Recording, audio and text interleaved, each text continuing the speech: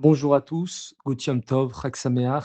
Aujourd'hui, c'est Chag HaGeoula, le 13 du mois de Tammuz, la date durant laquelle le Rabbi Rayatz, le rabbi précédent, a été délivré de prison. C'est une date extrêmement importante puisque lorsqu'il est sorti de prison, le Rayatz a dit: «Ce n'est pas seulement moi qu'Hachem a libéré en ce jour du 12-13 Tammuz, mais c'est tous ceux qui étudient la Torah, tous ceux qui pratiquent les mitzvot et tous ceux simplement qui sont juifs, qu'on appelle juifs Yehudi. Donc c'est un jour propice à toutes sortes de libérations, de délivrance, que ça soit physique, que ça soit mental, que ça soit spirituel.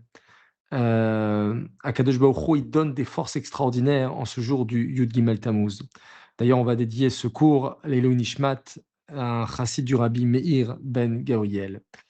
Le Tanya, il enseigne que Moshe Rabbeinu, il transmet à chaque juif le date. On sait c'est quoi Chokhmah, c'est l'éclair intellectuel. On sait c'est quoi Bina, c'est l'analyse. Et ça, chacun de nous, on l'a facilement. On peut avoir un projet, on peut réfléchir à ce projet. Mais ce qui est difficile, c'est surtout le date, c'est la mise en application, c'est la capacité de se concentrer vraiment, de méditer jusqu'à que l'idée, elle descende dans le cœur et devienne une émotion qui nous permettra ensuite d'agir. Le Moshe de la génération donne cette force. Le rabbi donne cette force. Donc, en l'occurrence, le rabbi Rayatz. Et ce jour-là, donc, il faut l'utiliser pour parler de lui, pour écouter des nigunim du rabbi Rayatz. Il y a un fameux nigun du Yudbet Tammuz, il y a le nigun du Benoni. Il faut étudier des mamarim, des sichot, réfléchir, méditer, donner la tzedaka, tout ça pour profiter de chaque seconde, de chaque minute de ce jour tellement important.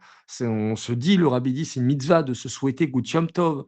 Chag Sameach, c'est un jour extrêmement important.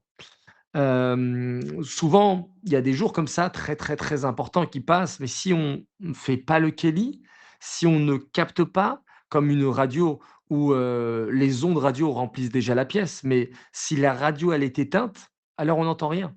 Tu peux dire: «Oui, mais moi j'ai rien ressenti, mais moi ça m'a rien fait de particulier». C'est normal, il faut allumer le récepteur. Comme on a expliqué, écouter, chanter un nigoun, prendre une fila et prier en profondeur, participer à un Farmangen. On a tous participé, Baruch Hashem, Shabbat à des Farmangen partout dans le monde. Aujourd'hui aussi, beaucoup, beaucoup de choses qui vont se faire. Donc ça, c'est extrêmement important. Pourquoi être libéré? Parce que malgré tout, on reste quand même en galoute. Pourquoi on reste en galoute? Parce que on vit toujours dans cette galoute qui est intérieure d'abord.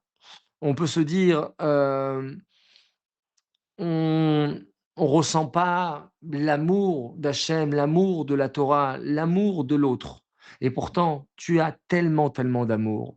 Le Tanya, il explique que chacun de nous, on est débordant d'amour, on a un amour caché.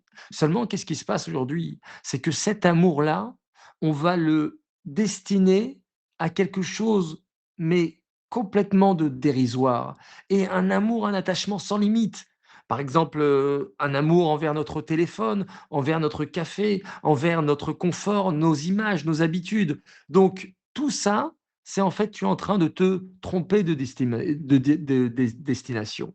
Et donc pour pouvoir révéler cet amour qui est caché en nous, alors il faut pouvoir faire des actes de don. Plus tu vas donner aux autres et plus tu vas réveiller cet amour. Donner la tzedaka, même si c'est difficile, faire passer Hachem avant son propre confort, sortir de soi-même. Et c'est ça qui fait toute la différence.